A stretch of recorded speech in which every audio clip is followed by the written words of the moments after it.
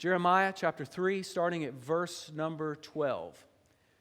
Go and proclaim these words toward the north and say, Return, faithless Israel, declares the Lord.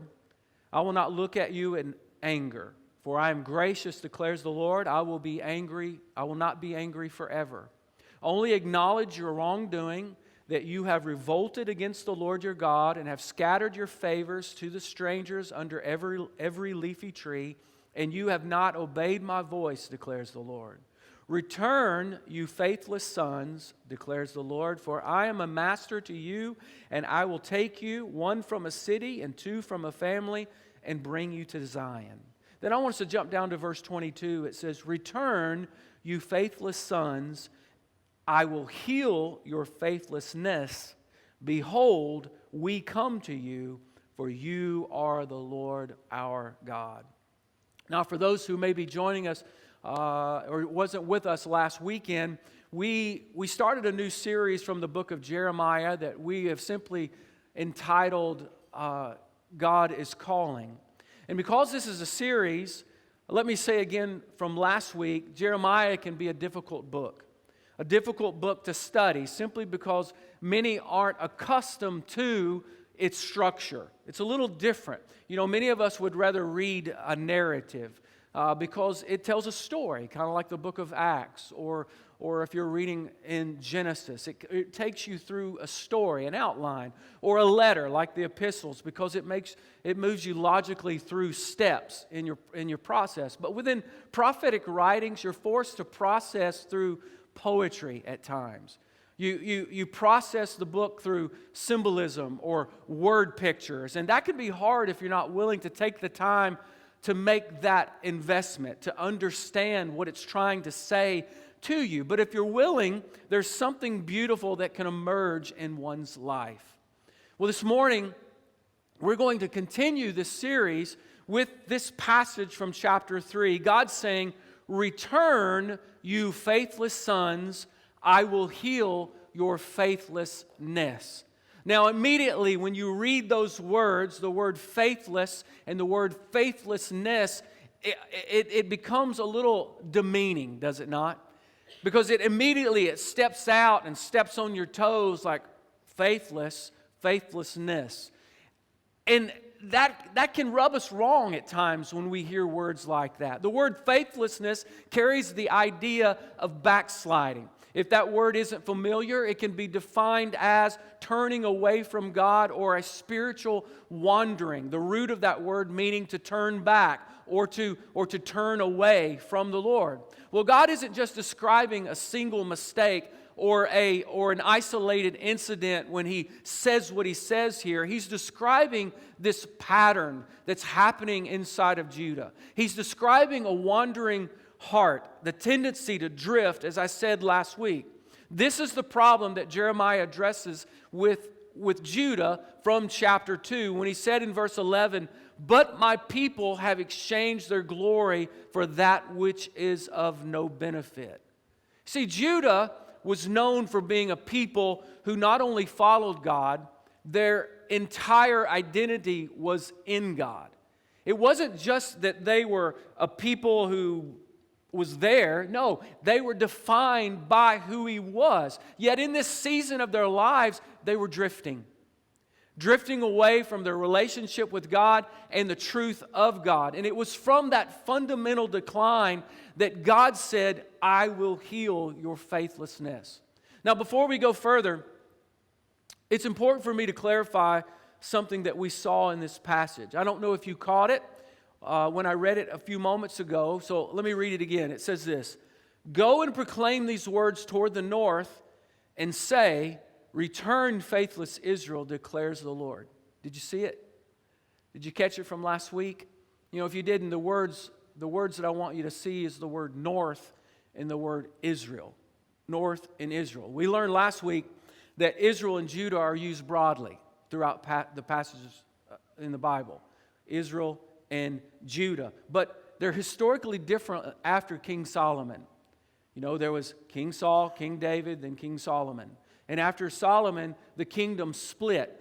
one nation becoming two. The northern kingdom retaining the name Israel, consisting of 10 tribes, and the southern kingdom becoming known as Judah, and was made up primarily of Benjamin as well as the tribe of Judah.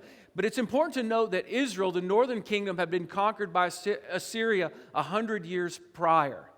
So they had been put into exile many years before this very moment. They had drifted, been judged by God, and they went into captivity. So how does this refer to Judah in the south when God is addressing the north?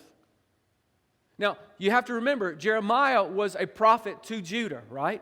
He was the one that was speaking over Judah's lives, over their drifting away from him. So why is God addressing the north when they had been dispersed 100 years ago? Perhaps I can explain it this way. Have you ever disciplined one of your children with another one in the room with you? Some of you have. You're saying, yep, they were in the room while I was getting on to another one. And when you're correcting the one, what does it say to the other one listening? This could be you. Come on, parents, you know what I'm talking about. This could be you if you don't get your act together. Because they're standing there going, I didn't do it. He did it. You know? But in that particular situation, the other one is thinking, I'm not going to do what my brother or my sister did. It's almost like they make a decision in that moment when they see their sibling getting into trouble and getting corrected for what they didn't do. All of a sudden, they're making a decision, I'm not going to go that route. Well, earlier in this chapter before our text, God compares the two kingdoms. God's saying that He saw the unfaithfulness of Israel and He sent her away. That would be the Assyrian exile. Yet Judah, the southern kingdom, didn't learn from her sister's judgment. Israel fell because she abandoned God, and Judah watched it happen. She was there, seeing it happen, ultimately doing the same thing, with the north becoming a living illustration for Judah in that moment. They had witnessed 100 years prior them being taken into Assyrian captivity away. Yet despite that Israel had been in captivity for over a century, God still says to Israel, with Judah in the room, listening, return, faithless Israel. Now that's powerful. Return, faithless Israel. Israel perhaps assuming there is no hope for me, or I've been dismissed, or God has removed me. He's finished with us. But God says, no, my invitation still stands to you, Israel, as well. 100 years displaced. See, what does this say to Judah? It says that God's heart is one of restoration. That God's heart is one that is calling us back to Him. He's asking us to return to Him. He's always positioned to bring you back to Himself. And He said, I will heal your faithlessness. Now that word heal tells us that God sees their wandering as more than just a rebellion. Because that's why we see them being sent into exile. God judged them. They were attacked by another country, Assyria, and they were removed from the presence of God. That's a judgment. But yet, He's saying that I will heal. It's more than just them being pushed out because of rebellion. It also, this word talks about a spiritual sickness. When He uses the word heal, He's saying that there's a spiritual sickness inside of us, something that's broken within us. It's more than what you've done. It's more than what you habitually do. The problem is what's happening in your heart. And that's what God is calling out in them and really in us. God is promising this inner transformation, this change of heart that He longs to produce inside of us, a healing from what causes you to be faithlessness. See, the healing isn't predicated on you stopping your faithlessness. The emphasis is actually on God's promise. And that's the part that we need to hear. It's on I will heal. It's not on what you do or don't do. It's on what God will do if we will just turn to Him. He said, I will heal. It's in the strength of God's restorative power. It's not in yours. God doesn't merely invite His people to come home to fix themselves. No, He promises to heal the very thing that caused them to leave in the first place. You know, when we turn over into the New Testament, Luke chapter 15, there's a beautiful story that we're familiar with. I would say most of us are familiar with. It's the Prodigal Son. Just raise your hand at me if you've heard of the Prodigal Son. You know, a story that highlights a wayward child and a pursuing father. And from these two stories, the one in Jeremiah and from the prodigal that Jesus taught us, we can learn that we drift farther than what we ever intend. For a time, I won't read the entire passage, but I encourage you to go Luke chapter 15 today sometime and read the story so that you become familiar with it. But in this story, Jesus said there was a man who had two sons. And these two sons, out of these two sons, one of them came to his father and said, "Father, I would like to have my share of the inheritance." The father graciously giving him his inheritance, and the son left his father and moved to a distant country. And the Bible says, the story that Jesus tells says that he spent all of his money, all of his inheritance on sinful things, ending up broke without any hope for a viable future. Now, without reading too much into the text, because we don't want to do that, I don't think that the prodigal, he left thinking that he was going to spend all of his money. Right? He was probably hoping that this was going to set him up for a lifetime. But what happened was, with him leaving, he ended up broke. And if you follow the story on through, he got a job with a person he became a person who fed pigs. To the place where he became so hungry he wanted to eat the very slop that he was giving to the pigs. I don't know that his journey happened based on one decision. It happened one decision at a time. Does that make sense? It's not about something that we do one time. It's about something that you do one time, then you do it another time, then there's something else, then there's something else, and then there's something else. It happened over a decision of time, and that's often how this spiritual drift works. That's how we get further and further away from the Lord. Judah didn't wake up one morning to decide to abandon God. Nobody does. Their hearts gradually moved away from Him by loving something else more. And I'm here to tell you, you've heard me say it before, that the Lord will let you love something else. He's not a God who twists your arm behind your back and forces you to follow Him. No, He wants you to choose to love Him and to follow Him. But if you choose to love something else, He will. We can go into the book of Revelation where one of the churches, he talks to the church. He says, "This thing I have against you, you've left your first love." You've walked away. Basically, you've drifted. You've moved away from where I want you to be. But that was your choice, one decision at a time. See, the tragedy wasn't simply that the prodigal left home. The tragedy was he left a father who loved him. And many times that's what we do. We start drifting, or we start moving away from the one who loves us the most. And that's exactly where Jeremiah says happened to God's people. They didn't merely break God's commands, they walked away from God's heart. They abandoned the one who had delivered them, the one who had sustained them, the one who had kept them through the years, the one who protected them and called them His own.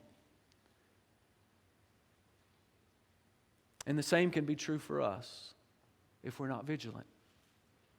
See, neglected prayer, compromised priorities, misplaced trust in other things, spiritual complacency. Those things can slowly erode, can slowly create distance between you and God in your life. Distance that you didn't plan, but nevertheless it happened. It's like the illustration that I gave you last week, that you're on a floaty out on the surf at the beach, and you see your beach chair, and then you forget about it, and you're playing, and the next thing you know, your beach chair is way down the sand because you drifted away and you didn't even know it. This is why we read in Jeremiah chapter 3, God asking for His people to return. And this is the beautiful part of Jeremiah. Because in one instance, he shares in chapter 2 what's happening in Judah's life. Again, they were in the room and they heard Israel and what happened to Israel and God calling Israel back, meaning that you can come home to Judah. But yet in chapter 3, this is one of the most beautiful passages throughout the book, meaning return. Return to me, and this is what I will do in your life. I will heal the very thing that makes you faithlessness. You see, coming home begins with a response. In the story of the prodigal, I've always loved this one line, verse 17. It says, "But when he came to his senses," the son recognized where he was in relationship to his father. As he sat there feeding the pigs, and he realized there's a better life with my dad if I could just go home. And he came to his senses, and without changing his circumstances, not fixing his problems himself first before going, and many times that's the way we think, well, I need to fix my problems before I come back to God. No. He just got up from where he was, and he made his way back to his dad. He simply got up and made his way home. And at some point, you have to be honest about where you are. You have to acknowledge where you are in relationship to the Father. Are you in front of Him, like on the floaty, out in the surf, or have you drifted down away from Him? Where are you? You have to acknowledge that. Verse 13 again saying, only acknowledge your wrongdoing. That's what God is all He's asking. Realize where you are. Come to your senses, realizing that what I have been doing is wrong. That's Jeremiah 3:22. Return, you faithless sons. I will heal your faithlessness. God didn't say fix yourself and then come home. He didn't say that at all. No, He says return and I will heal you. That's what He said. The first step home isn't perfection. It's simply repentance. That's all. A changing of your mind about where you are. And it's from that place of humility, the response prompts the return. I'm ready to go home. I want to go home because I know that at my Father's house, in the prodigal story, there is something better for me there than me staying here. I will just go home and tell my dad I sinned against him, and I will turn home. It's in that return that you find God's heart is all about restoration. That's what He wants to do in your life today. It's the story of the prodigal. Verse 20. Look at this in that story. But when he was still a long way off, his father saw him and felt compassion for him and ran. Catch that word. He ran and embraced him and kissed him. And seeing his son coming over the horizon, Jesus shared something in this story that to His modern day listeners, not us, but back then, His listeners at the time would have been kind of shocked to hear that the dad ran to meet his son. Because in the first century Jewish culture, an older man, especially the head of a household, was expected to conduct himself with dignity as well as honor. So for him to run, what did it mean? Because they normally had robes. For him to run, he had to lift his robe. It exposed his legs, and then he became a person who hurried. And the head of the house didn't hurry for anything. But this is the place, this is the position that you see this father in the prodigal son story. And Jesus shared that. And they're probably going, my dad wouldn't do that. Because that's improper of him to do that. But in the story, he would have lifted and he would have ran to his son. In spite of that, in spite of what people may think, he ran. See, the Father in this parable is God Himself, which speaks to the great love that He has for His children. He's not standing on the porch with His arms crossed, waiting for you to return and standing there looking off the porch at you and go, I thought you'd come home. I knew you'd come crawling back to me eventually. I knew you would realize that you couldn't make it without me. I knew that you would realize the wrong that you did and try to weasel away back into my home. No, he was waiting for him and watching for him. And when he saw his silhouette on the horizon, the father pulled his robe up and began to run to his son and grabbed him and kissed him and pulled him into himself, gave him a new robe, put a ring on his finger, and called him a son, even when his son said, I just want to be a hired servant. I've had my inheritance. I've wasted it. Just let me work for you, just to be in your presence. He said, no, you are my son. Amen. What a beautiful picture that Jesus is presenting when he tells this story to his audience. Jesus moves, the Father moves toward the repentant sinner. This parable is simply a picture of God's heart in Jeremiah chapter 3.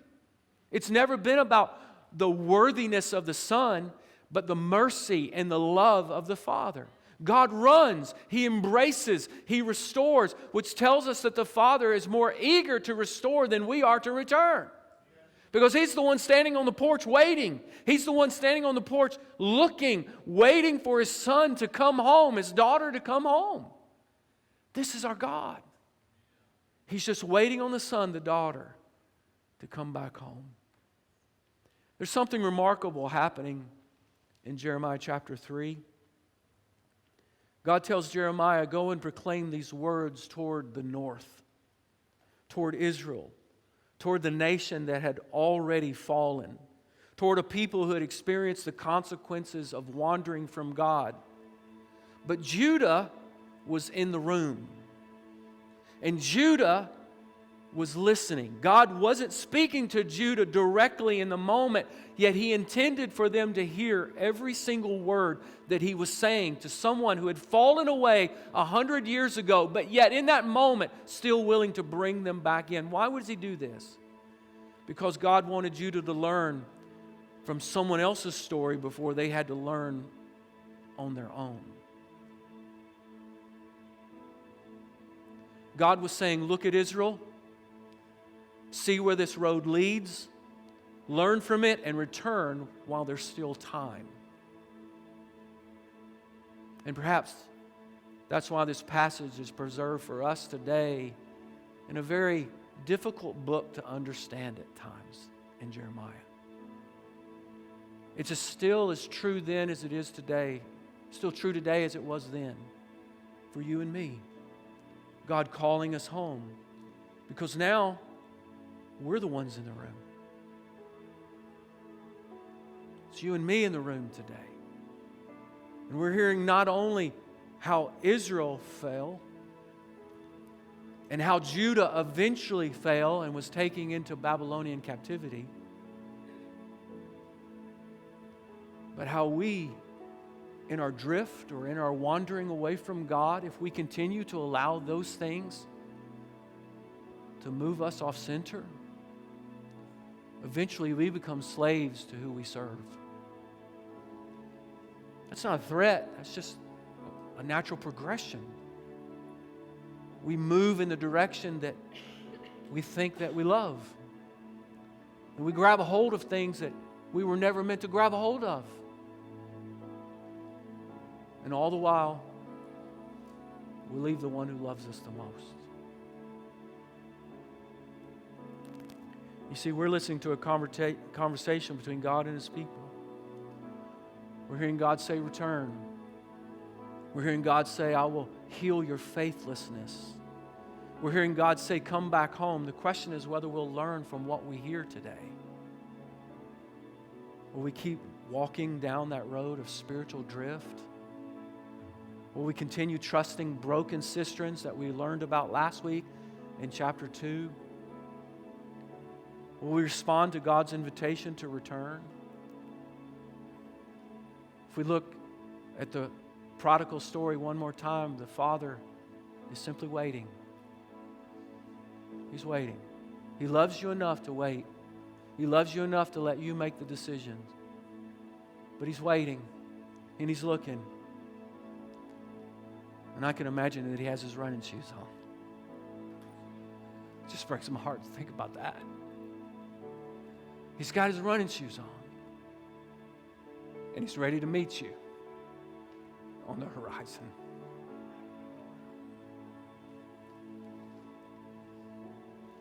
The question is, will you come home? Will you come home? So, Pastor, what are you talking about? We're here. I love Jesus. I don't think that that's the question.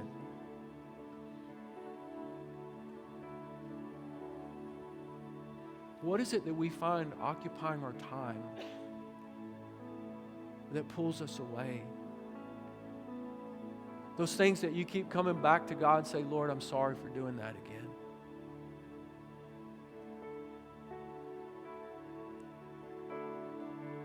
What is it that if it was revealed in this room today that there would be a sense of shame? I don't want my brothers and sisters knowing that. What is it on our phone that we just allow ourselves to drift toward? What addictions? What lusts? What things? I want you to know today that God is not standing in judgment over you. He's just like he was with Judah and just like he was with Israel. He said, just return. Just return. Before you allow yourself to go to a place where you find yourself like the prodigal, stripped and left for bare. I know this is a heavy message today, but the one thing I want for you more than anything is for you to be free. And for you to always keep God in your sight. That He's always right there in front of you, instead of us having to frantically look for Him at times and wonder where He may be.